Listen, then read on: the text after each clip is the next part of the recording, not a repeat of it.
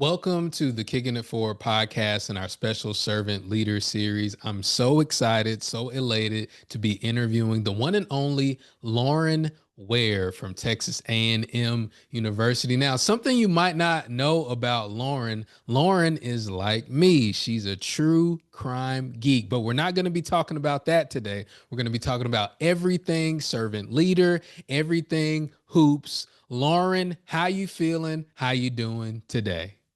I'm doing good. I'm feeling great. Happy to be here.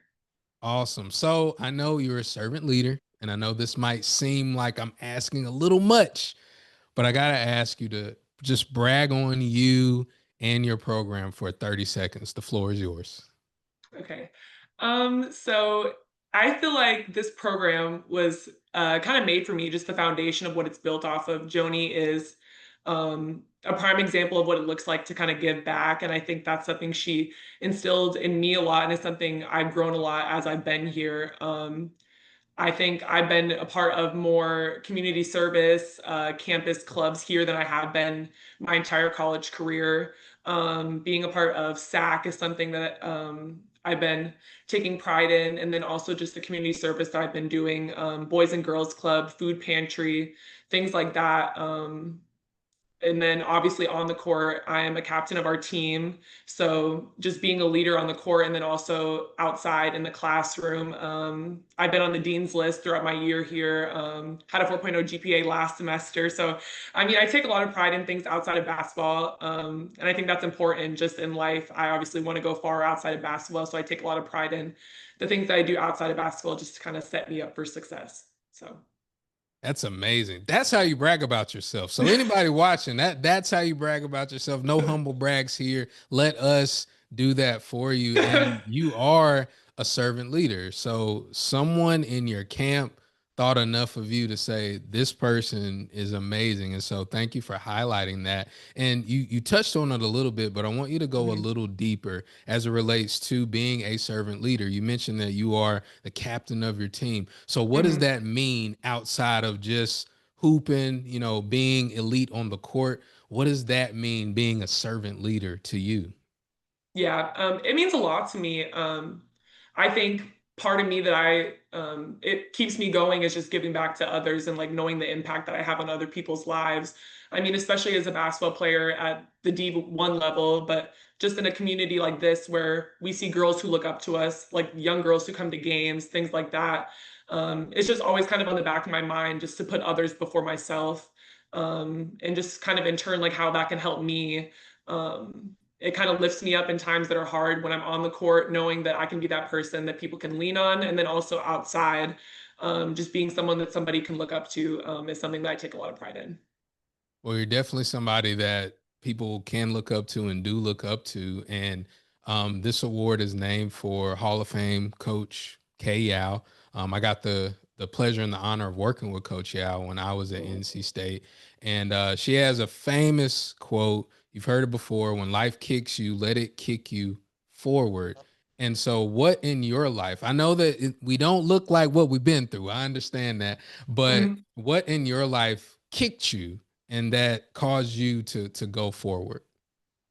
I would say it's something that I'm honestly dealing with right now. It's kind of like an ongoing thing, but I've had multiple knee surgeries throughout my college career.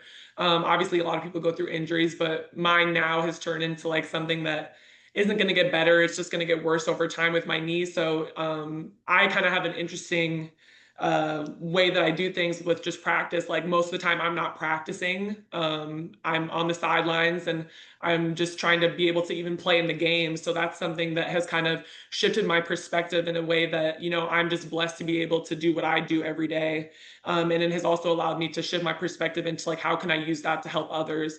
And so I think that's something that kind of allowed me to just shift my perspective and focus on like how blessed and grateful I am to do the things that I do. And some people don't have that opportunity. Absolutely. And we wish you well on that and Thank you. keep working hard because injuries are a part of sports and they stink. But we have to deal with them and Mhm. that's really a part of why the KL fund was created. Coach Yao herself went through 22 years of battling Right. breast cancer throughout her career. And so when knowing that you're a part of that as a servant leader nominee and going through the things that you're going through, why do you believe it's important for people to know about breast cancer and other cancers impacting women? Yeah. I like you said, I think like exactly what this cancer fund is doing is just raising awareness. I think that's the biggest thing, like as women, just raising awareness and like letting people know like this is real and how it affects other people. I think that's something Kay out like really showed was like how her having cancer and her fighting through that, how that affected so many people, like her team, her family, things like that. So I think just raising awareness for people to just have that awareness on like testing, other routes for treatment, things like that. But then also just the impact that it has on people's lives is a huge thing as well. Amazing. Have you ever played in a Play for K game? I have, yes, multiple. Yes. So tell me about that, the atmosphere, seeing all the Yeah. pink everywhere and everything that builds up to it. Talk about that a little bit. Yeah, I think it's great. I mean, the turnout that I remember from having play for K games has been amazing. And then I think too we've had a couple like guest attendees who've been able to like go onto the court and like share their experiences, women who've battled and beaten breast cancer or whatever form of cancer it may have been. And I think those are just inspiring stories to hear. People who've overcome such a hard thing, and just seeing like the families in the crowd who may have experience, or the number of people that we might not even know who've been affected by cancer and stuff like that. So I think the games that I played in have been amazing. It's a great experience. That's amazing. I'm glad that you noticed that, and I hope people Hmm. watching and listening, if you don't have a Play for K game, get one. Reach out to the K Out Cancer Fund. Now, I always say that life is part heavy. It is part heavy, but it's also part light. And so we're gonna end on a lighter note and talk about some fun things, some people you hooped against, and all that stuff, and also some other things as well. Are you ready? It's going to be like some quick hitters. You ready for them? Okay, yes, I'm ready. Yes. First, your favorite true crime show. Okay. Criminal Minds. It's a classic. It's something I've probably seen multiple times, rewatched many episodes, but it never gets old. You got to rewatch it. Got I to. feel like you have to. You always miss something. Yep. Your favorite basketball game that you remember? Like, what is that game that kind of stands out in your mind? It's like, yo, I was that deal that time, or it was just an amazing game. Um, I would say an amazing game that I've played in might have been college or high school. It can be anything. It doesn't matter. AAU, whatever, doesn't matter. Yeah, I would say probably in high school AAU game, we played Paige Becker's team and I hit a buzzer beater. That was probably my favorite moment. Yeah. Hey, that buzzer beaters. Yeah. I remember all of my buzzer beaters back in the day. Yeah. Wasn't that Yeah. many, but I remember them for Yep, sure. you remember him though.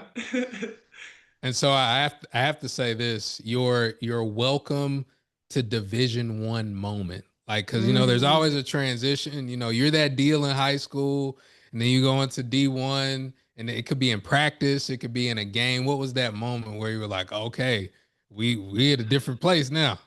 okay. I would say it was probably when I was back at Arizona. I was a freshman, and we had played Oregon. Niara Sabali, who is currently in the WNBA, she plays for the Liberty. It was against her, and she drove to the basket really hard on me, and I definitely fell to the ground. She was a lot bigger than me at the time. That was definitely a wake up call for me, for sure, for sure. I love it. Well, we appreciate you being a Thank servant you. leader. Continue to do amazing things for those watching, for those watching and those listening. Make sure that you tune into the Kicking It Forward podcast to learn more about our servant leaders and how you can contribute to the cause. We'll see y'all on the next one. Take care.